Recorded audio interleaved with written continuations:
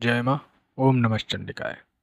पिछले वीडियो में हमने जाना था कि गणेश पूजा की पुरस्चरण विधि क्या है, मंत्र जप संख्या क्या है, होम क्या है, तर्पण, ब्राह्मण भोजन और मंत्र सिद्धि की मूल प्रक्रिया क्या है।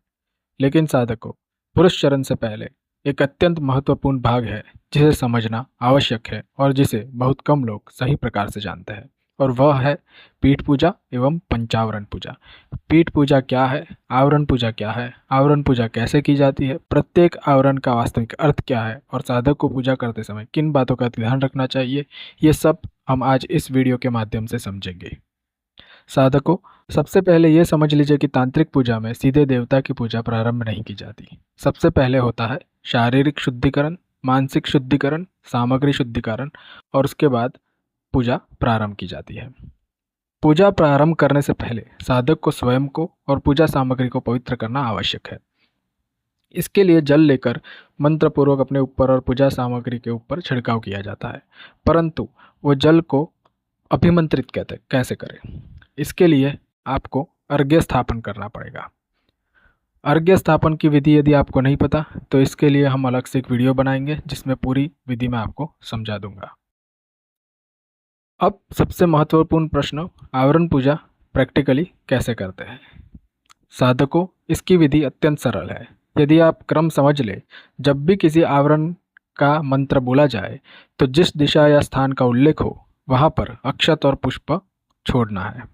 जैसे उदाहरण के लिए, यदि मंत्र है ओम विद्याये नमः और विद्या का स्थान पूर्व दिशा में है तो पूर्व दिशा में आपको मंत्र से ओम विद्याय नमः बोलते हुए पुष्प एवं अक्षत अर्पित करना है।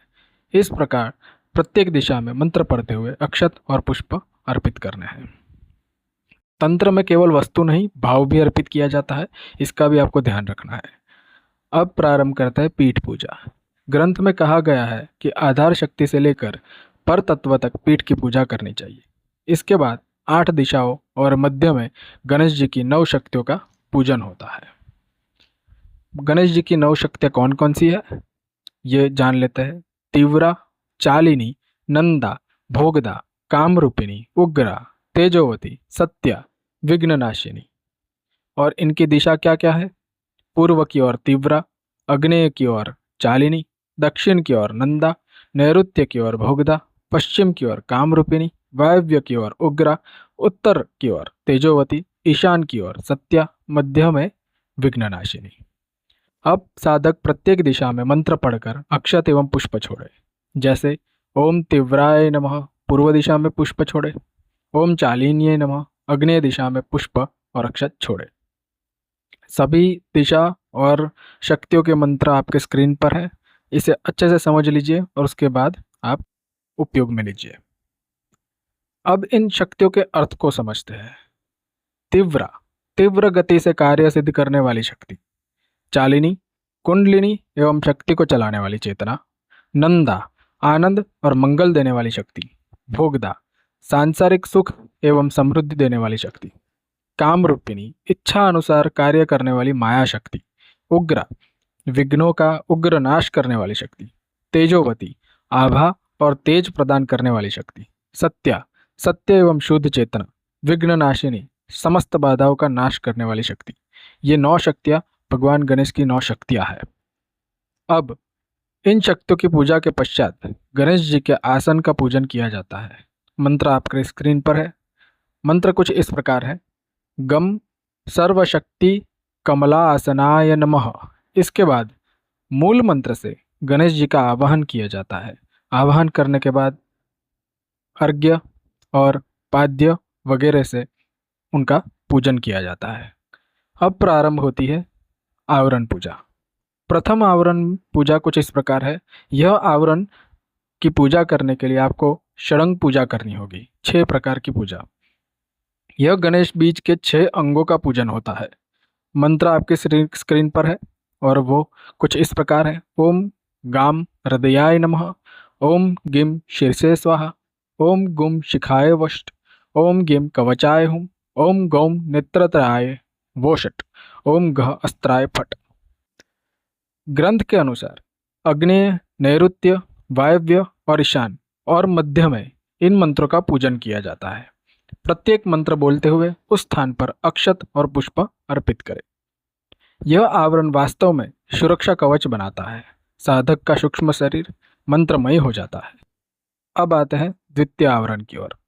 द्वितीय आवरण में अष्ट शक्तियों का पूजन किया जाता है। अष्ट शक्तियों का आवरण और मंत्र आपके स्क्रीन पर है। पूजा कैसे करें? पूर्व से आरंभ करके फिर दक्षिण व्रत होके क्रम में चलते जाइए और मंत्र बोलकर अक्षत एवं पुष्प अर्पित करते जाइए। यहाँ साधक केवल शक्ति नहीं पूज रहा, वह ज्ञान, पुण्य, बाधानाश, धन, प्रकाश और शुद्ध चेतना का जागरण कर रहा है। अब आते हैं तृतीय आवरण की ओर। यह आवरण और मंत्र आपकी स्क्रीन पर है। यहाँ गणेश जी के अष्ट स्वरूपों का पूजन किया जाता है, इसलिए यह आवरण बहुत ही महत्वपूर्ण है। इसमें दिए गए 8 मंत्र गणेश जी के 8 स्वरूपों को दर्शाते हैं। अष्टदल कमल में पूर्व से प्रारंभ करके दक्षिणावर्त क्रम में पूजन करें।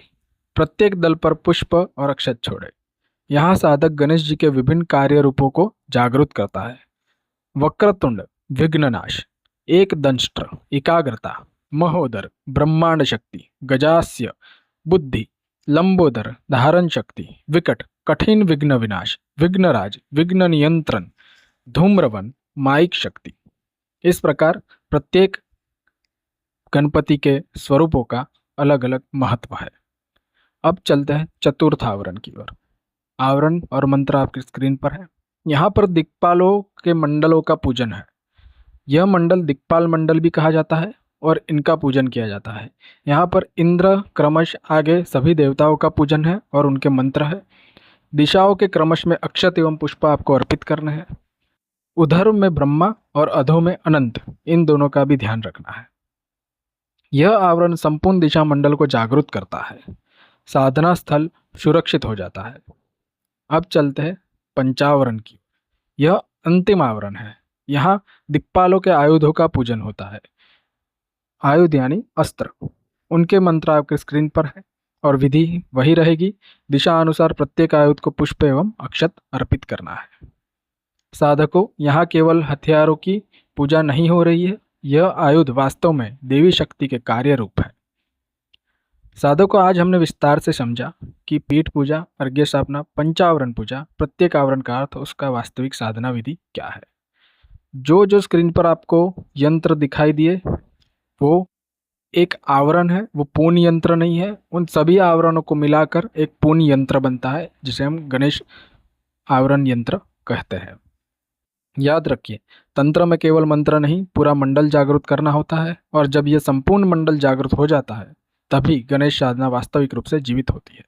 यदि आप किसी देव की या देवी की साधना कर रहे हैं तो उसके साथ साथ उनकी शक्तियों और दिक्पालों और उनके आयुधों वगैरह वगैरह को भी समझे, उनके हर एक आवरण की पूजा को समझे। यदि बिना समझे आप पूजा करेंगे तो उचित फल नहीं प्राप्त होगा। जय माँ, नमश्चंडिकाय। आज के लिए केवल इतना। ओम नमो आदेश गुरु जी को।